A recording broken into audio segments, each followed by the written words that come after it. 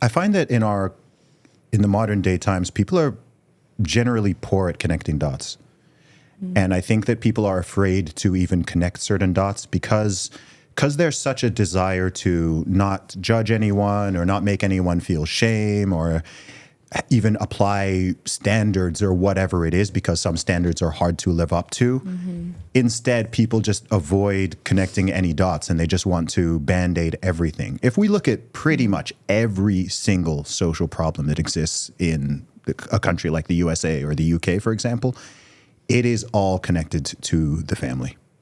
It is, all of it. Whether you're talking about the drug overdose problem, or you're talking about school shooters, or you're talking about the crazy sexual mores, or you're talking about abortion, or you're talking about just all of it, it all comes back to families, parenting, community. A lot of it also comes back to faith, which, again, people are afraid to even bring into the discussion because for us, we're happy to bring it into the discussion. But for people who don't believe in it or don't hold on to any religion in a strong way, they don't even want to consider the factor of, is perhaps some of this a result of us just straying away from God's laws and totally inventing our own when it comes to all of these things. Like sex is a big deal. Sex makes babies, and it's supposed to. And by detaching that, especially in the 1960s with the invention of the pill and abortion and contraception and, these things kind of becoming popularized and more mainstream, you've now created just it's like a nuclear level event when it comes to male and female dynamics and sexual behavior and family formation and attitudes towards marriage and all, like they're all connected. And then, of course, that has impacts on the economy and on the job market and on politics and all these things. And it's like I think people are afraid to connect the dots because it's really uncomfortable and it can lead to some not nice conclusions when you kind of go up the tree a little bit and you're just like, or down the tree more like, and you're just thinking, okay, what's at the root of rebellion against God? Yeah, what's at the root of some of these things? Because and the order of the order He created. Yeah, exactly. Because I think that's where we are. Which is such an unpopular thing to say. It's totally unpopular to say all these things. Rebellion against God, you zealot, Christian zealot. I mean, I remember. So I became Catholic in college. I was raised evangelical. I went through a period of time where I was like, I don't know, am I agnostic? Should I be Muslim? Should I be, Buddhist? Like, what should my religion be? Because I was really trying to discover what. If you were Muslim, you'd be Lila Rose. Lila Rose. What should I really believe? What is true? Who is God? Who am I? All of these big questions, And anyways, in that process, I did a lot of study of history, and I love history. That's what I studied in college.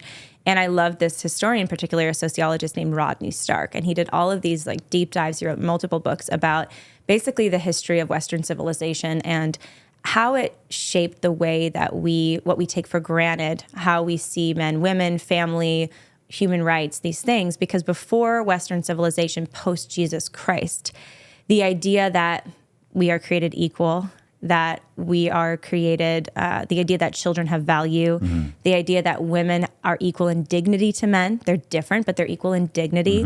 The idea that, classism or your class in society shouldn't determine your destiny, meaning like the caste system, you're born as a slave, so you should always be a slave.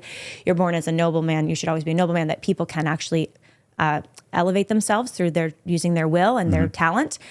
All of these concepts were pretty foreign to societies before the event of Jesus Christ and his radical teaching of the weak are valuable and the strong should care about the weak. Yes. And in Jesus Christ, he says there is no slave, there is no free, there is no even man or woman, that we are equal before God is what the teaching of the church is and God is.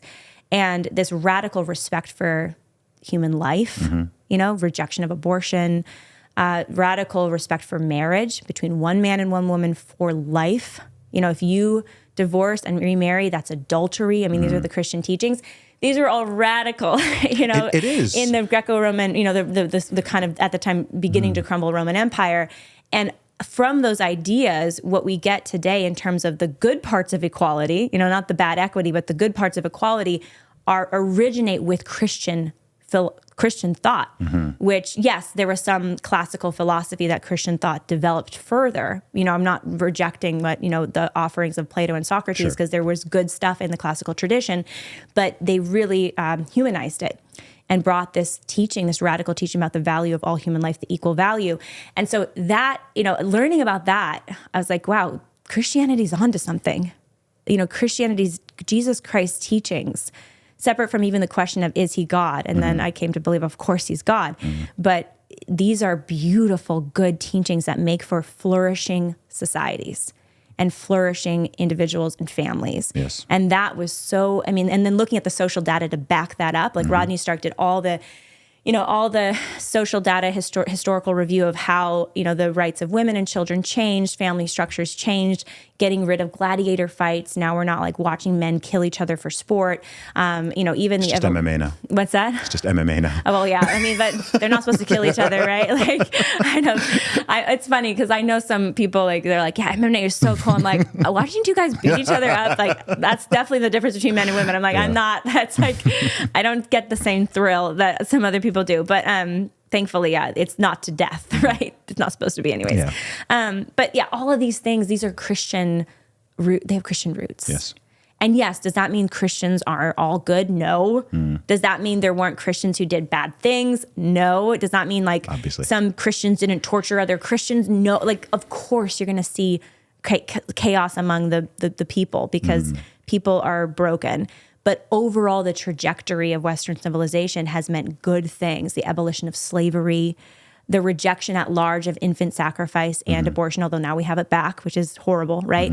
And so that gives me so much, that context, I think, gives me so much gratitude for the Christian faith and for the faith. Yes. And also just hope that when people see the big picture and they see that the maximum opportunity for their flourishing, of course, eternally, come heaven, we hope, right? But in this life too, is obedience to this moral law that is good. It's given to us to free us, not to shackle us, free us to choose what is good. Then, we can all be better off.